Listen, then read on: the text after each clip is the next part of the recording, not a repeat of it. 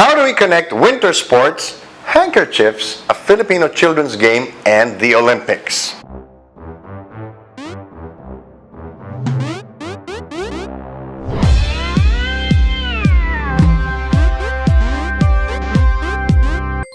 Did you know that the American game of basketball is related to a Filipino children's game called Tumbang Preso? When James Naismith was asked to create an indoor winter game for the men of the Springfield, Massachusetts YMCA, they only had two activities the entire winter: calisthenics and a game called Drop the Handkerchief.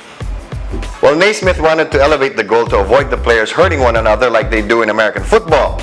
So he patterned his new sport after a children's game he played in Canada called Duck on a Rock, in which case a stone, nicknamed the Duck, is placed on a larger stone or tree stump and players try to knock it off from a distance using another stone. In the Philippines, a similar game called Tumbang Preso is played, in which a bent can is the target and it's knocked down using a stone or a rubber slipper. Now, these games may sound very simplistic to you, but try it out. Going back to the just newly created game of basketball, actually Naismith asked the YMCA custodian to find him a box. Luckily, the unnamed unsung hero found a basket. The first basketball hoop was a peach basket nailed to an elevated track, which, if it still isn't obvious to some of you, was why the game was called basketball.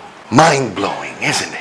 Just a few years after basketball was invented, the Americans used the educational system to introduce it to Filipinos, and the two cousin games were being played by the same children.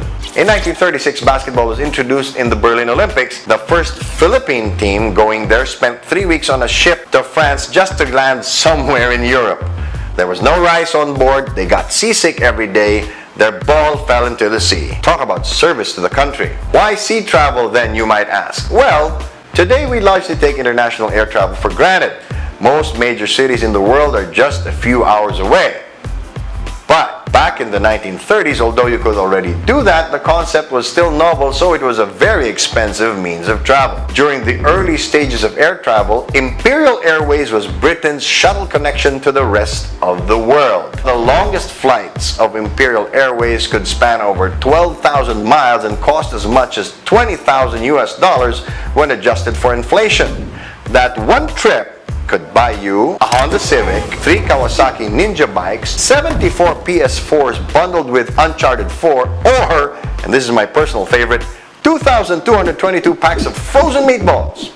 So, we've now established that the rich and famous would give away the opportunity to buy meat that would last their families multiple generations simply for a commute that nowadays would cost around $500.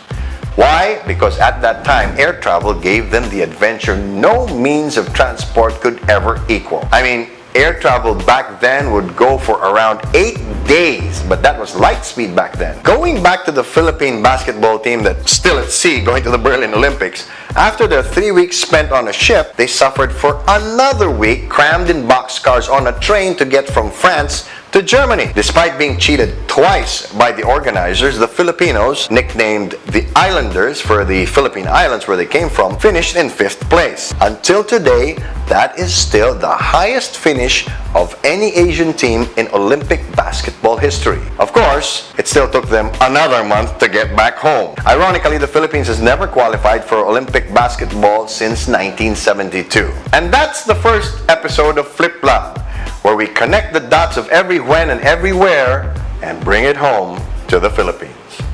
I'm Bill Velasco, and you're not.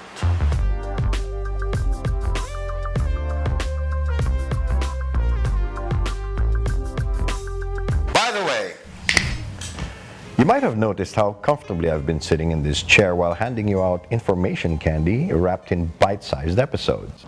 Well, you're right.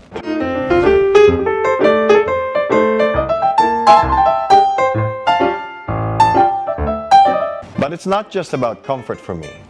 I want my furniture to match my personality. Each piece must be unique. Each piece must tell a story. And nobody tells it better than Lady Scott Jones. And a normal man's day might end after 12 hours of recording Flip Lang. That's how hard we work for you guys. But as a gentleman, my day has just begun. And the Swiss knife of gents is Spectre.